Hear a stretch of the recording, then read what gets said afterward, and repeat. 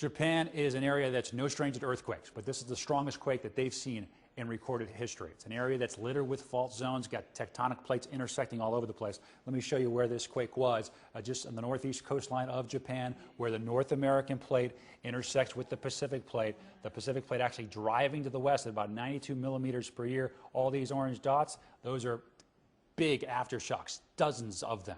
All right, let's show you graphically what happens when these plates intersect. You get what's called subduction, one plate driving down underneath another, and that creates friction right in here. And eventually, when the friction and the stresses are built up enough, this will pop. And when that ocean floor pops like that, you get a wave that happens at the surface. And that wave propagates outward and can travel up to 500 miles per hour in the open sea. If you're a boat out there, you barely feel it. We've got buoys that sense these things, but as it approaches the coastline, the bottom floor, the bathymetry, will force that water up, slow it down, and drive it inland. And even though these waves can only be sometimes 5 to 10 to 15 feet high, they have a lot of weight, a lot of force behind them. Let's show you exactly how much energy was released with this. Here's Japan.